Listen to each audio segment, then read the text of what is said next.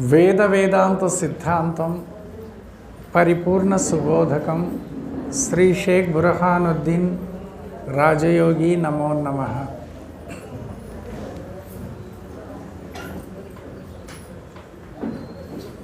శ్రీ నిజానంద మెట్టపల్లి సత్యనారాయణ రాజయోగి గారి యొక్క 16వ వార్షిక ఆరాధనా కార్యక్రమాన్ని ఇప్పుడు అందరం జరుపుకుంటున్నాం.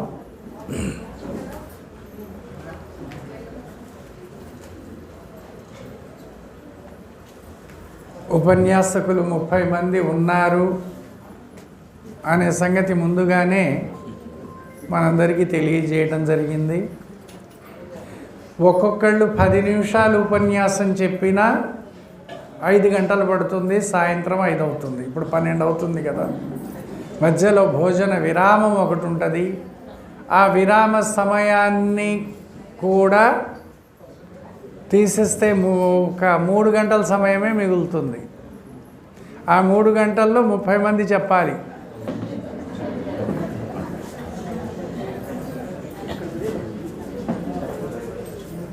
సరే, ఎలా సాధ్యమైతే అలా సభా గౌరవాన్ని పాటిస్తూ క్లుప్తంగానే చెప్పుకుందాం.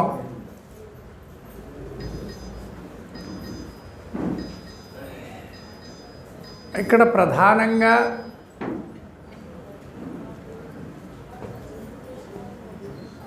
మన సిద్ధాంతం ఏదైతే ఉందో అది అచల సిద్ధాంతం, మనందరికీ తెలిసిన విషయమే.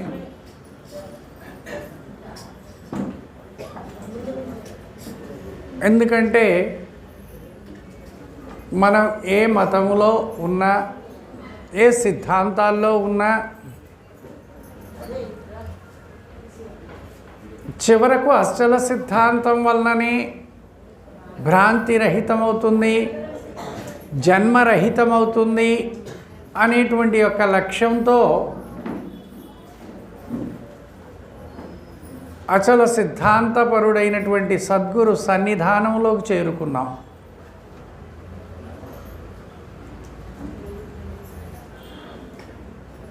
ఇంతవరకు చేరుకోవటం, అసలు ఈ ఆలోచన కలగటం ఎంతో విశేషమైనటువంటిది.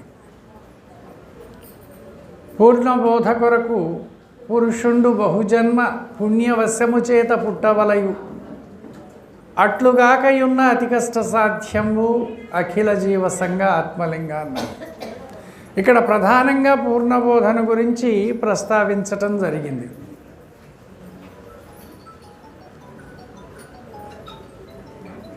అటువంటి యొక్క పూర్ణబోధ యొక్క సిద్ధాంతం ఏం చెప్తుంది అని అంటే,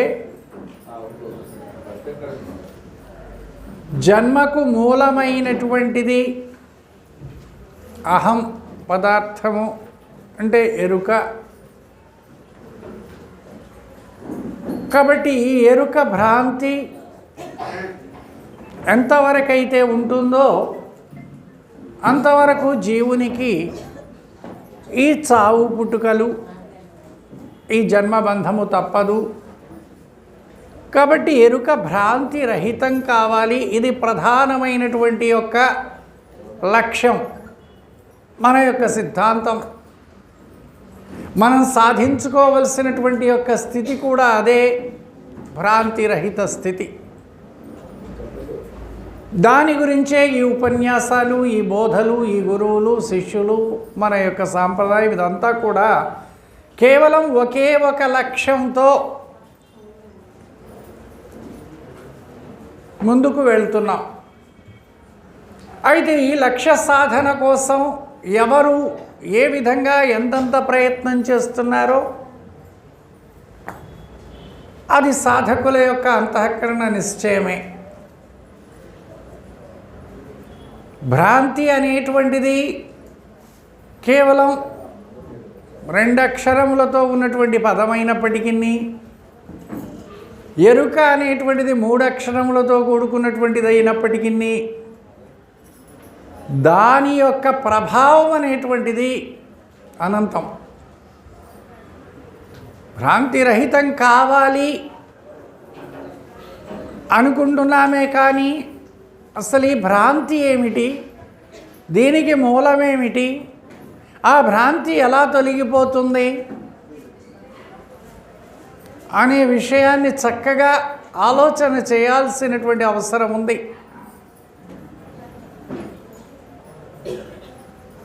సిద్ధాంతాలు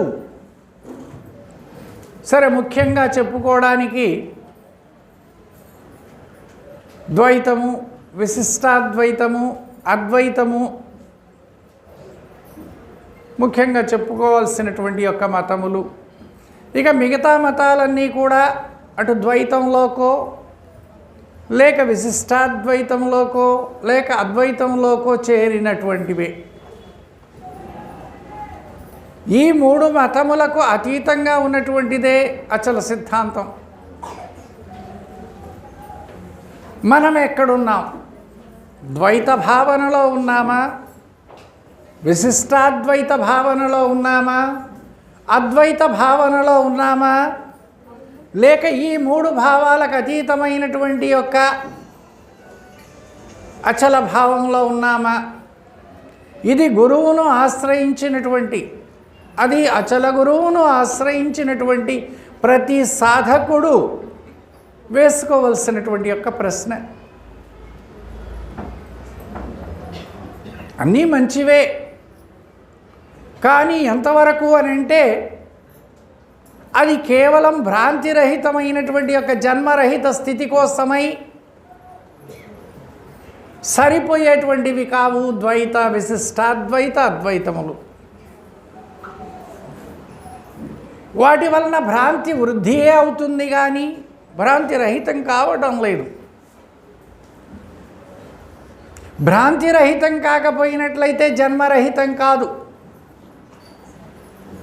భ్రాంతియే ఈ సమస్తమునకు మూలమైనటువంటిది. మూలమైనటువంటి యొక్క గుర్తెరిగే శరీరమే, మూలము లేనటువంటి యొక్క గుర్తెరిగే శరీరమే భ్రాంతి. ఆ గుర్తెరిగే శరీరం యొక్క పరిణామమే ఈ దేవతలు, ఈ జగత్తు, ఈ సమస్తము కూడా. ఆ మూలము లేనటువంటి యొక్క గుర్తెరిగే శరీరం ఏదైతే ఉందో అది భ్రాంతి అయి ఉంది. అంటే భ్రాంతి అంటే ఏమిటి? లేనిది ఉన్నట్లుగా తోచబడడాన్నే భ్రాంతి అంటారు. ద్రష్ట ప్రపంచ విక్యుక్త మూఢాధీర్వన సంశయ సుక్తివత్ రజితం భాతి యదా రజ్వాహి సర్పవత్ తథా భాసతి సర్వత్రా సర్వం సస్య విషాణవత్. అనంతోపనిషత్తు చెప్తుంది. ద్రష్టతో కూడుకున్నటువంటి యొక్క ఈ సమస్తము కూడా భ్రాంతియే. భ్రాంతికి ఎక్కడ మూలము లేదు. కళకేమైనా మూలం ఉందా? ఎలా అయితే రజ్జువులో సర్పం తోచబడుతుందో లేనిదే ఉన్నట్లుగా, అలాగే ఈ పరిపూర్ణ పరబ్రహ్మమునందు లేనిదే ఉన్నట్లుగా తోచబడుతున్నటువంటి యొక్క ఈ లేనెరుకయే భ్రాంతి. ఆ భ్రాంతి రహితం కావాలి. ఆ భ్రాంతి రహితం కావాలి అని అంటే ఈ భ్రాంతి అనేటువంటి దానిని చక్కగా గురుముఖత విచారించి దానిని లేకుండా చేసుకోవడం కోసమై దృఢమైనటువంటి యొక్క ప్రయత్నం చేయాలి. ఎందుకంటే అనేక జన్మశతముల నుండి అలవాటు పడి వచ్చినటువంటి యొక్క ఈ మిథ్యా సంసార వాసన వివేకవంతమైనటువంటి యొక్క మానవ జన్మకొచ్చిన ఇంకా అంతకంటే కూడా వివేకంతో కూడుకున్నటువంటి యొక్క గురువు దగ్గరకు వచ్చినా కూడా వదిలిపెట్టడం లేదు. ఈ మిథ్యా సంసార వాసన వదిలిపెట్టడం లేదు. ఈ నేను మేనులతో కూడుకున్నటువంటి యొక్క వాసన వదిలిపెట్టడం లేదు. అరిషడ్వర్గములు, అష్టమదములు, అలాగే అష్టపాశములు, వీటన్నిటితో జీవుడు బంధింపబడి ఉన్నాడు. వీటిని వదిలి ముందుకు రావడం అనేటువంటిది ఎంతో దుస్తరమైనటువంటిది. కేవలం గురు కృపచేత మాత్రమే తొలగిపోయేటువంటి ఈ భ్రాంతి, నశించిపోయేటువంటి యొక్క ఈ భ్రాంతి ఇక ఇతరమైనటువంటి యొక్క ఏ ప్రయత్నం చేత కూడా వదలదు. గురు కృప. సరే, ఈ పదం కూడా మనం వాడుకుంటున్నాం. మరి గురువుకు కృప అంటే ఏమిటి? ఎలా కలుగుతుంది? గురువుకు కృప కలగడానికి మరి మనం అనేక విధాలుగా గురుసేవ చేస్తున్నాం. గురువుగారికి కావలసినటువంటి యొక్క సేవలో భాగంగా మీరందరూ ఇటే చూడండి అమ్మా.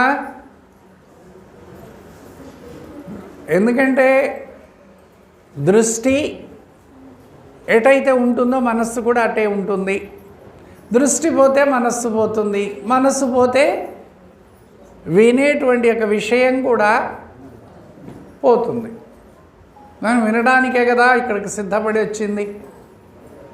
ఇక్కడ దాకా వచ్చింది ఎందుకు అని అంటే ఇక్కడేదో వింతలో, విడ్డూరాలో, మహిమలో, మహత్తులో కనపడతావని కాదు. ఇక్కడికి వస్తే ఏదో ప్రయోజనం కలుగుతుందని కాదు. కేవలం వచ్చేది దేనికోసమంటే ఆ భ్రాంతిరహిత స్థితి కోసం. అంతకు తప్ప ఇంకొక కోరిక అయితే ఇక్కడ ఉండడానికి వీల్లేదు.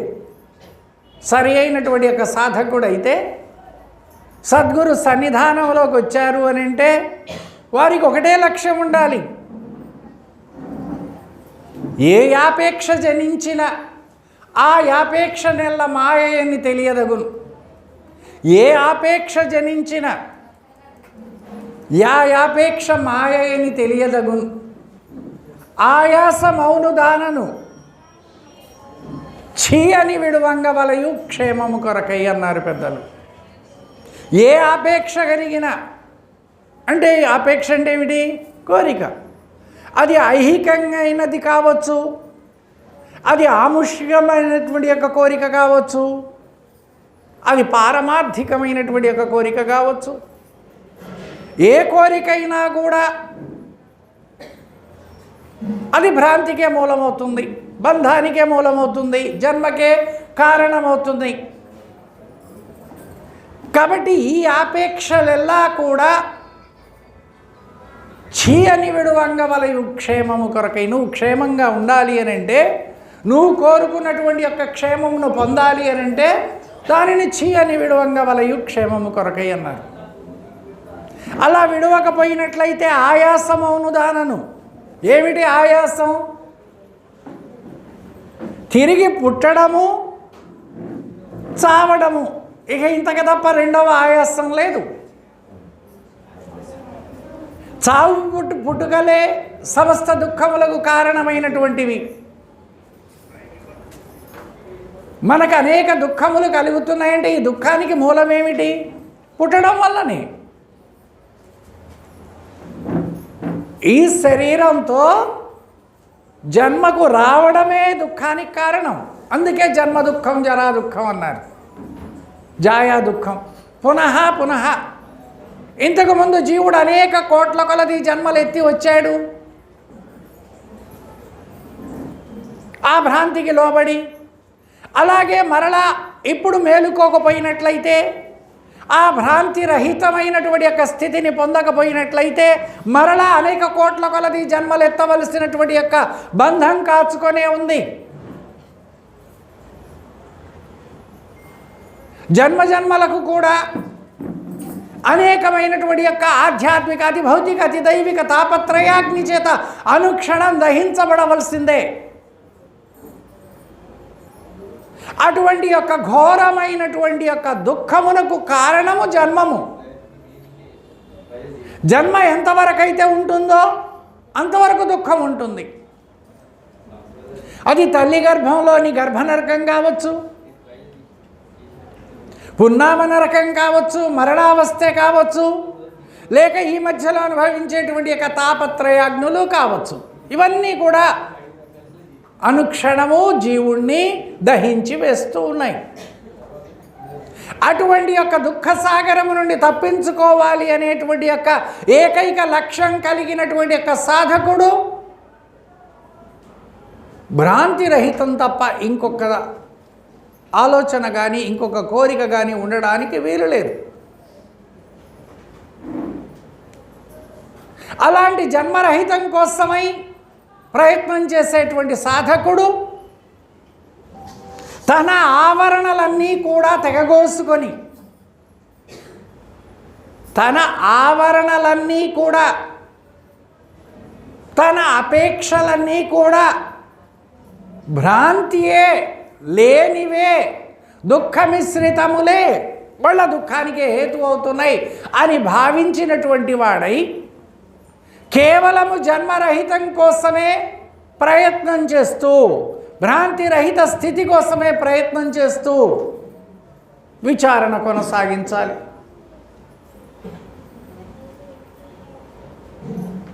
కాబట్టి భ్రాంతిని గురించి చక్కగా విచారించకపోయినట్లయితే భ్రాంతి రహితం కాదు.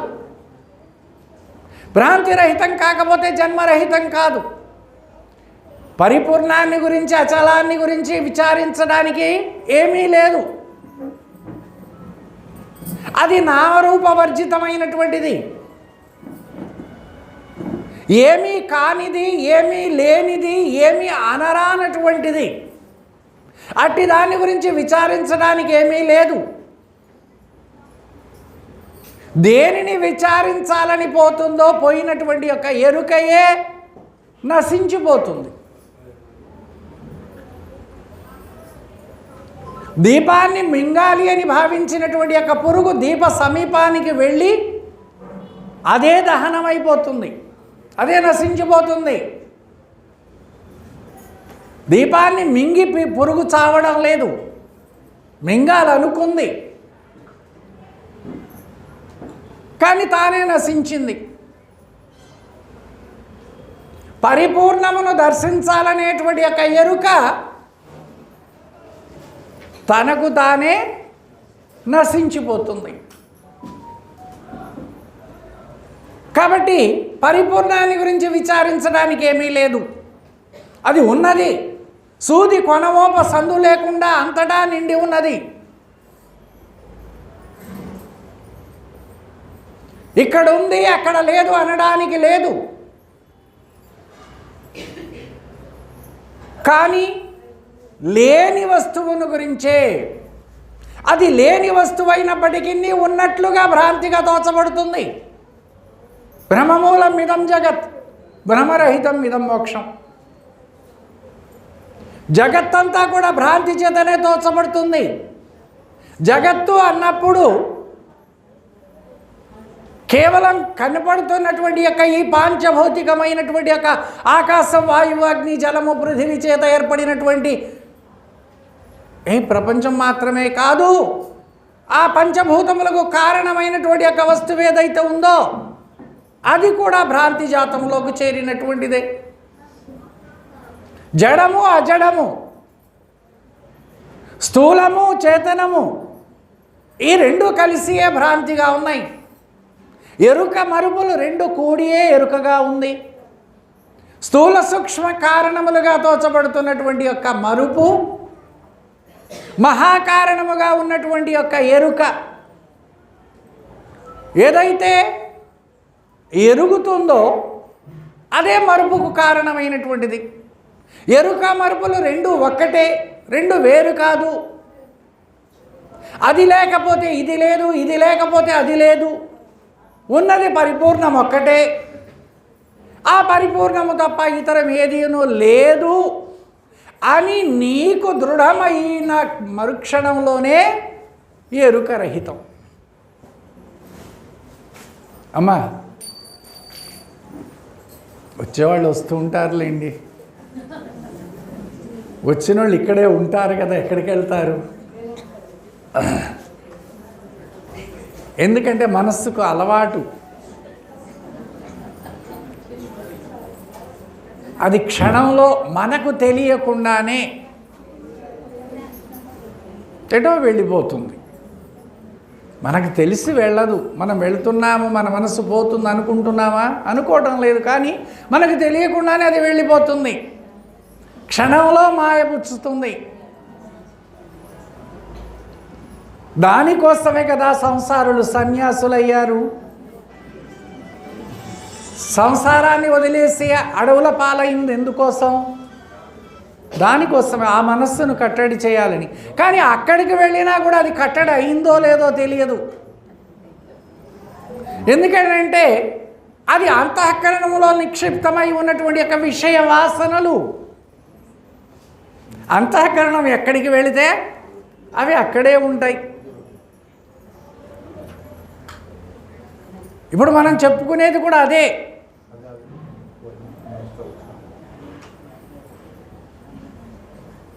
శ్రద్ధ బోధందు నిలిపి, శ్రద్ధ బోధందు నిలిపి అశ్రద్ధను జాడించితివా బద్ధత్వం అణిగిపోవును, బుద్ధికి ఇది సరిపడుగదోయి. శ్రద్ధ ఎక్కడ నిలపాలి? బోధందు నిలపాలి. శ్రద్ధ అంటే ఏమిటి? సాధన చతుష్ట సంపత్తిలో సమాధి షట్క సంపత్తి అనే 3వ సాధనలో శమము, దమము, ఉపరతి, తితిక్ష, శ్రద్ధ, సమాధానం. అందులోని శ్రద్ధ ఏం చెప్తోంది? గురు వేదాంత విశ్వాసమేవ శ్రద్ధ. గురువు యందు, గురువు చెప్పడి వేదాంత వాక్యముల యందు సంపూర్ణమైనటువంటి యొక్క విశ్వాసం, అంటే మనస్సును దాని యందు లగ్నం చేయడమే శ్రద్ధ. శ్రద్ధవాన్ లభతే జ్ఞానం అన్నాడు గీతాచార్యుడు. శ్రద్ధ వల్లనే జ్ఞానం లభిస్తుంది అన్నారు. కాబట్టి శ్రద్ధ ఎక్కడుండాలి అని అంటే గురువు చెప్పేటువంటి యొక్క బోధ యందు ఉండాలి. అందులో బోధ అంటే ఎలాంటిది? అహంభావో దయాభావో బోధస్య పరమో ధర్మ అన్నారు. అహంకార మమకారములను ఏది నశింపజేస్తుందో అది బోధ. అహంకార మమకారములను పెంచి పోషించేది బోధ కాదు. అందుకే గురు బోధకు అంత ప్రాశస్తం, గురువుకు అంత ప్రాశస్తమైనటువంటి యొక్క స్థానం ఇవ్వడం జరిగింది. ఇందాక అమ్మగారు, ఆ అమ్మగారి పేరేంటో కానీ గురువును ప్రమీలమ్మ గారు చక్కగా ఆ యొక్క గురువు గారి యొక్క గురుస్వరూపాన్ని గురించి వర్ణించుతూ రాసినటువంటి పాటను చక్కగా ఆలపించారు. మనమందరం ఆలకించాం. ప్రతి సిద్ధాంతంలో కూడా ముందుగా గురు బ్రహ్మ, గురు విష్ణు, గురుదేవో మహేశ్వర, గురు సాక్షాత్ పరబ్రహ్మ తస్మై శ్రీ గురవే నమః. స్కూల్కి వెళ్ళిన పిల్లవాని చేత కూడా ముందు ఇదే ప్రార్థనకి చేయిస్తారు. ఏమిటి గురుపదం? గురువు అంటే ఏమిటి? సామాన్యంగా మనం ప్రకృతి ధర్మంగా తల్లి ఒక గురువు, ప్రథమ గురువు, విద్య నేర్పించిన వారు, ఏదైనా తనకు సాధన నేర్పించినటువంటి వారు, తనకు తెలియని విషయాన్ని తెలియజేసిన వాళ్ళందరూ గురువులే. లేదు ఒక మంత్రం చెప్పినా గురువే. కానీ ఇక్కడ చెప్పినటువంటి యొక్క గురుపదం, గురుస్వరూపం అది కాదు నిజస్థితి. గుకారంచ గుణాతీతం, రుకారంచ రూపవర్జితం. గుణరూపములు లేనటువంటి యొక్క ఏ స్వరూపం అయితే ఉందో అది గురుస్వరూపం. అది గురు పదము చేత చెప్పబడుతుంది. గురు అనేటువంటి 2 అక్షరములే 2 పదములు. అందుకే సప్తకోటి మహామంత్ర చిత్త విభ్రమకారక ఏక ఏవ పరో మంత్రో గురురిత్యాక్షరద్వయం. 7 కోట్ల మహామంత్రములకు కూడా గురు అనేటువంటి యొక్క మంత్రము తల్లి వంటిది. గురుగీత చెబుతుంది. సప్తకోటి మహామంత్ర చిత్త విభ్రమకారక. ఈ 7 కోట్ల మహామంత్రములు కూడా భ్రాంతిని కలిగించేటువంటివే. గురు అనేటువంటి ఒక 2 అక్షరముల మంత్రమే భ్రాంతి రహితం చేసేటువంటిది. ఈ 7 కోట్ల మహామంత్రాలు కూడా గురు అనే 2 అక్షరముల మంత్రము తల్లి వంటిది. అందుకని ఆ గురుపదమునకు, అందుకే పరమేశ్వరుడు పార్వతీదేవికి జపస్తపో వ్రతం తీర్థం యజ్ఞం దానం తథైవచ గురుతత్వం అవిజ్ఞాయ సర్వం వ్యర్థం భవేత్ ప్రియే. మనం చేసేటువంటి యొక్క జపములు, తపములు, యజ్ఞములు, దానములు, వ్రతములు, క్రతువులు ఇత్యాదిగా ఉన్నటువంటి యొక్క సమస్త సత్కర్మలన్నీ కూడా గురుస్వరూపం యొక్క నిజస్థితిని తెలుసుకోలేకపోయినట్లయితే ఇవన్నీ వ్యర్థమే పార్వతి. ఇది గురుగీత చెప్తుంది. స్కాంద పురాణాంతర్గతమైనటువంటి యొక్క గురుగీత ఘట్టంలో చెప్పబడినటువంటిది. పరమేశ్వరుని ముఖత పార్వతీదేవికి బోధించినటువంటిది. గురుస్వరూపం యొక్క నిజస్థితిని తెలుసుకొనక, గురుస్వరూపం అంటే ఈ ఆకారం కాదు, ఈ శరీరానికి చెప్పిన పదం కాదు, ఆ గుణరూపములు లేనటువంటి యొక్క ఏ స్వరూపమైతే ఉందో, ఏది సర్వమునకు ఆధారమై ఉందో, న తత్ర సూర్యో భాతి న చంద్రతారకం నేమ విద్యతో భాతి కుతో యమగ్ని తమేవ భాంతామనుభాతి సర్వం తస్య భాష సర్వం ఇదమి భాతి కఠోపనిషత్తులో చెప్పబడింది. యమధర్మరాజు నచికేతుననే రాజపుత్రునికి బోధించాడు. న తత్ర సూర్యో భాతి న చంద్రతారకం నేమ విద్యతో భాతి కుతో యమగ్ని. అది ఈ సూర్య చంద్ర నక్షత్రాదులకు కూడా ఆధారమై వీటిని ప్రకాశింపజేసేటువంటిది. అది సూర్యుని వంటిది కాదు, చంద్రుని వంటిది కాదు, నక్షత్రముల వంటిది కాదు. ఆ యొక్క ఆధారభూతమైనటువంటి యొక్క సర్వకారణమైనటువంటి ఏ స్వరూపం అయితే ఉందో దాని సత్తా మాత్రము చేతనే సూర్యుడు ప్రకాశిస్తున్నాడు, నక్షత్రములు ప్రకాశిస్తున్నాయి. దాని సత్తా లేకపోయినట్లయితే సూర్య చంద్ర నక్షత్రాదులు కూడా అంధకారమే. అట్టి యొక్క కారణ వస్తువైన దానినే గురుస్వరూపం అన్నారు. ఇప్పుడు దానిని తెలుసుకోవాలి. సకల వేదశాస్త్రములన్నీ చెప్పినటువంటి యొక్క ఉపనిషద్ భాష్యములన్నీ చెప్పినటువంటి యొక్క సత్యం ఏమిటి అని అంటే, ఏది మూలాధారమై ఉందో దానిని తెలుసుకోవాలి. దానిని ప్రత్యక్షంగా వించుకోవాలి. విషయాన్ వినివర్తంతే నిరాహారస్య దేఖిన రసవర్జ్యం రసోప్యస్య పరం దృష్ట్వా నివర్తతే. భగవద్గీత 2వ అధ్యాయంలో ఆ చెప్పబడినటువంటి యొక్క శ్లోకం విషయాన్ వినివర్తంతే. అర్జునుడు యుద్ధం చేస్తే నాకు పాపం వస్తుంది, వీళ్ళందరినీ చంపితే నాకు పాపం వస్తుంది, దానివల్ల నేను ఘోర నరకానికి వెళతానని వలపోస్తూ ఉంటే, మరి ఏం చేస్తావయ్యా అంటే, నేను ఏదో అడవికి పోయి ఆకులో అలములో తిని తపస్సు చేసుకొని బ్రతుకుతాను, దానివల్ల నాకు పుణ్యం వస్తుంది అని అన్నప్పుడు చెప్పినటువంటి మాట ఏమిటి అని అంటే, అర్జున, నువ్వు అడవికి వెళ్ళినంత మాత్రము చేత లోన దాగినటువంటి యొక్క విషయ వాసనలు ఏవైతే ఉన్నాయో, దేహవాసన, లోకవాసన, శాస్త్రవాసన ఏదైతే ఉందో, ఇవి నిన్ను వదిలిపెట్టవు అర్జున. ఇది నీ అంతఃకరణంలో అనేక జన్మల నుండి అలవాటు పడి వచ్చినటువంటి యొక్క ఈ మిథ్యా విషయ వాసనలు ఏవైతే ఉన్నాయో, విషయాన్ని దృఢభావనయా త్యక్త పూర్వాపర విచారణం యథాజ్ఞానం పదార్థస్య వాసన సాకర ప్రకీర్తిత. శ్రీరామచంద్రుడు ఆంజనేయునికి బోధించినట్లుగా ఈ ఉపనిషత్తు ప్రకాశితమైంది. అనేక జన్మల నుండి అలవాటు పడి వచ్చినటువంటి యొక్క ఈ మిథ్యా సంసార వాసన జీవుని అంతఃకరణమునందు ముద్రితమై ఉండడం వల్ల ఈ జన్మకు వచ్చిన తర్వాత కూడా ఈ జన్మకు వచ్చినటువంటి యొక్క లక్ష్యం ఏమిటో తెలుసుకొనలేక మరలా గత జన్మలో లాగానే ఆ విషయవాసనలోనే మునిగి తేలుతూ చివరకు అధోగతి పాలవుతున్నాడు అని చెప్పినట్లుగా ఆ విషయవాసనలు అంతఃకరణంలో. ఇదొక్కటి చెప్పి ముగిస్తాను, ఎందుకంటే సమయం ముందుగానే అనుకున్నాం కదా, సమయం చాలా తక్కువ ఉంది, అందరూ చెప్పాలి అనేటువంటి విషయం. కాబట్టి ఆ అంతఃకరణంలో దాగి ఉన్నటువంటి విషయ వాసనలు వదిలిపెట్టడం లేదు అర్జున. కానీ ఆ విషయ వాసనలు ఎప్పుడు తొలగిపోతాయంటే, పరం దృష్టాన్ని వర్తతే, పరమాత్మను దర్శించినప్పుడే. పరమాత్మను దర్శించినప్పుడు మాత్రమే ఆ విషయ వాసనలు నశించిపోతున్నాయి అర్జున అన్నాడు. విషయాన్ వినివర్తంతే నిరాహారస్య దేహినః. ఇంద్రియములకు ఆహారములైనటువంటి యొక్క విషయములు తొలగినంత మాత్రం చేత, అంటే కళ్ళు చెవులు ముక్కు నోరు అన్నీ మూసుకొని కూర్చున్నంత మాత్రము చేత లోన దాగి ఉన్న వాసనలు నశించటం లేదు. వాసనలు నశించాలి అని అంటే పరం దృష్ట్వా నివర్తతే, పరమాత్మను దర్శించినప్పుడే. అది గురుస్వరూపం. ముందుగా ఆ గురుస్వరూపాన్ని దర్శించాలి. ఆ గురుస్వరూపాన్ని దర్శించినప్పుడు మాత్రమే ఎరుక యొక్క వాస్తవ స్వరూపమును మనం తెలుసుకున్నటువంటి వాళ్ళమవుతాం. ఆ ఎరుక ఎన్ని విధాలుగా ఉంది? పిండాండ రూపంగా ఉంది, బ్రహ్మాండ రూపంగా ఉంది. పిండాండంలోని అహం రూపమైన జీవునిగా ఉంది, బ్రహ్మాండంలోని అహం రూపమైన ఈశ్వరునిగా ఉంది. ఈ 4 ఖండములైనటువంటి యొక్క ఎరుక అఖండపుటకు అఖండపుట ఎరుక అన్నారు.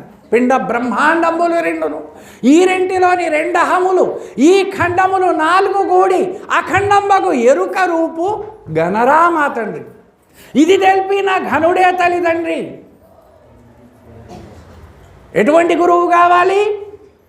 పిండాండ రూపంగా, బ్రహ్మాండ రూపంగా, పిండాండ రూపంలో ఉన్నటువంటి అహం రూపంగా, బ్రహ్మాండములో ఉన్నటువంటి అహం రూపములుగా ఈ 4 ఖండములు కూడి అఖండపు ఎరుకగా ఉన్నటువంటి దానిని గణరా మా తండ్రి, వినరా మా తండ్రి అనలేదు, దాన్ని కనరా మా తండ్రి. ఇది తెలిపిన ఘనుడే తల్లిదండ్రి. ఆ స్థితికి మనం చేరుకోవాలి అని అంటే పొరలు, అరటి దుంప అనేక పొరలతో కూడుకోనుంది. ఒక్కొక్క పొరను ఒలుచుకుంటూ పోతూ ఉంటే చివరికి ఏమవుతుంది? దుంపే లేకుండా పోతుంది. ఎరుక కూడా అలాగే ఉంది. ఆ అరటి పొరలతో దుంప ఎలా ఉందో ఎరుక అలా ఉంది. దాన్ని ఒక్కొక్క పొరను స్థూలాతి స్థూలము నుండి సూక్ష్మాతి సూక్ష్మానికి విచారించుకుంటూ పోతే నేతి ఇది కాదు అని విచారించుకుంటూ పోతే చివరికి ఏముంటుంది? ఆ ఉన్నదేదో అదే ఉంటుంది. ఉన్నది అన్నది కూడా ఉండదు. ఆ ఉన్నది అని ఏదైతే అంటుందో అదే లేకుండా పోతుంది. అదే భ్రాంతి రహితమైనటువంటి యొక్క స్థితి, అదే ఎరుక రహితమైనటువంటి యొక్క స్థితి, అదే జన్మరహిత స్థితి. ఆ స్థితికి చేరుకునేంత వరకు నిరంతరము కూడా గురు శుశ్రూష, గురు సాంగత్యము, గురు బోధ, గురు విచారణ చేసుకుంటూ ఆ స్థితికి చేరుకోవాలి అనేటువంటి యొక్క ఏకైక లక్ష్యముతో ఏ సాధకుడు ఉంటాడో అతడే జన్మరహితానికి అర్హుడైనటువంటి వాడు. జై సద్గురు మహారాజుకు. ఎందుకంటే ఈ స్థానంలో మరి సీతమ్మ గారు, పసుపులేటి సీతమ్మ గారు బిరుదు సదానందం, ఆ మహాతల్లి ఈ స్థానంలో ఉండి ఎంతో ప్రేమ ఆదరణ.